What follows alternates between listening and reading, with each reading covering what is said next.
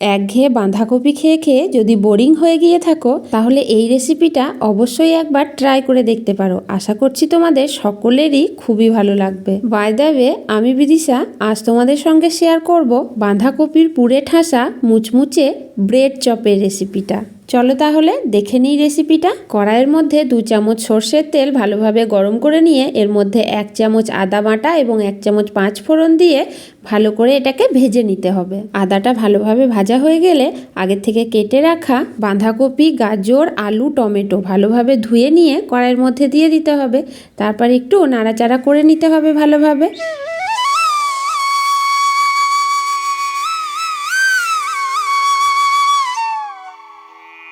এখন এর মধ্যে দিয়ে দেব পরিমাণ মতো হলুদ গুঁড়ো, নুন, জিরে গুঁড়ো, সবজি মশলা, চিনি আর লঙ্কা গুঁড়ো। তারপর সমস্ত মশলাগুলোকে ভালোভাবে নাড়াচাড়া করে বাঁধাকপির সঙ্গে মিশিয়ে নিতে হবে। এই রান্নাটাতে আমি কিন্তু কোনো জল ব্যবহার করব না। লবণ দেওয়ার ফলে যে জলটা বের হবে সেই জলটাতেই সমস্ত সবজিগুলো সিদ্ধ হয়ে যাবে। কিছুক্ষণ নাড়াচাড়া করার পর একটা ঢাকনা দিয়ে ঢেকে দেব। তারপর আবারও কিছুক্ষণ পর ঢাকনাটা খুলে নাড়াচাড়া করে নিতে হবে। এইভাবে অনবরত নাড়াচাড়া করেই বাঁধাকপিটা রান্না করে নিতে হবে। আলু, গাজর, বাঁধাকপি সমস্ত সবজিগুলো কিন্তু আমার ভালোভাবে সিদ্ধ হয়ে গেছে। এখন এর মধ্যে দিয়ে দেব অল্প একটু গরম মশলা। তারপর ভালোভাবে নাড়াচাড়া করে গরম মশলাটা সবজির সঙ্গে ভালোভাবে মিশিয়ে নিয়ে গ্যাসটা অফ করে দেব। ব্রেড চপের স্টাফিং বা পুর আমার একেবারে রেডি হয়ে গেছে। এখন বাঁধাকপিটাকে সম্পূর্ণভাবে ঠান্ডা হতে দেব। আর এদিকে একটা বাটির মধ্যে 1.5 চামচ কর্নফ্লাওয়ার আর 1.5 চামচ ময়দা নিয়ে তার মধ্যে অল্প একটু লবণ আর জল দিয়ে পুরো একটা ব্যাটার বানিয়ে নেব।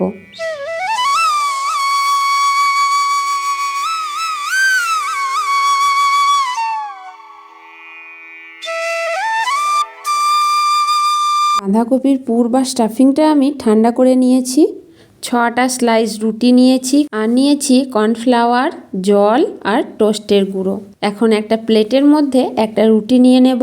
তারপর একটা ছুরি দিয়ে রুটির 4-5টা কালো অংশটা কেটে বাদ দিয়ে দেব। তারপর অল্প অল্প একটু জল দিয়ে রুটিটা ভালোভাবে ভিজিয়ে নেব, মানে একটু নরম করে নেব। তারপর বাঁধাকপির পুরটা রুটির মধ্যে দিয়ে দেব।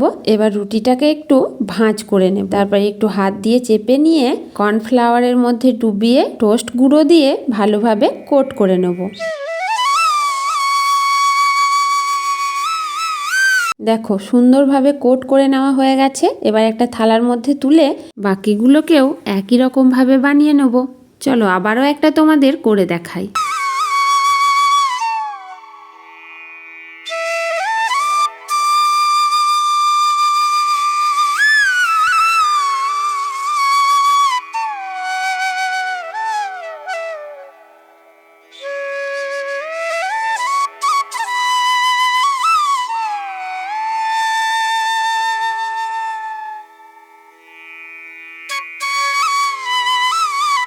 এদিকে কড়াইয়ের মধ্যে বেশ কিছুটা সাদা তেল ভালোভাবে ধোঁয়া ওঠা গরম করে নিয়ে একটা একটা করে এই ব্রেডগুলোকে তেলের মধ্যে ছেড়ে দেব।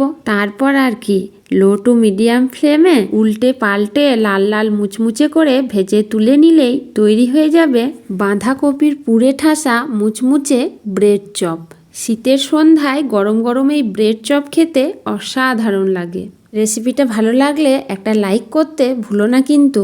তোমরা যারা ইউটিউব থেকে দেখছো তারা প্লিজ চ্যানেলটা সাবস্ক্রাইব করে নিও।